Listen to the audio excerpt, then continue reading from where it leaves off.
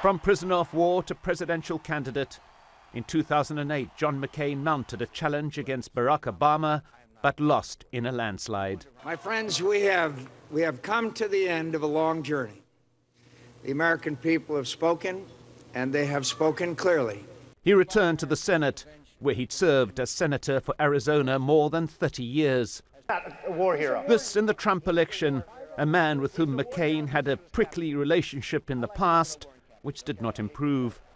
Senator McCain emerged as a conscience of the Republican Party in pushing back against several actions of a president who was the party's new voice.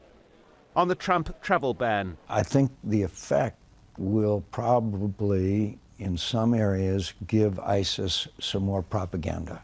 We don't want fake news. On threats against the media. When you look at history, the first thing that dictators do is shut down the press. And I'm not saying that President Trump is trying to be a dictator. I'm just saying we need to learn the lessons of history. On the likely reaction of past leaders to claims of alternative facts. They would be alarmed by the growing inability and even unwillingness to separate truth from lies.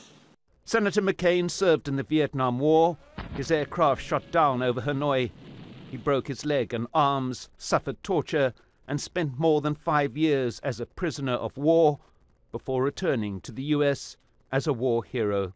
A description he humorously undercut during this visit to the Libyan city of Benghazi in 2011.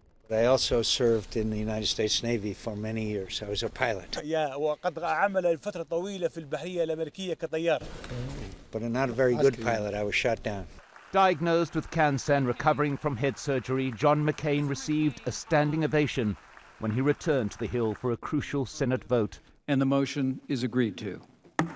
He followed the Republican line in voting to open a debate on repealing the Affordable Care Act, but in his speech was deeply critical of a Senate that he described as more partisan and more tribal than ever before.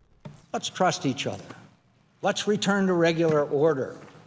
We've been spinning our wheels on too many important issues because we keep trying to find a way to win without help from across the aisle.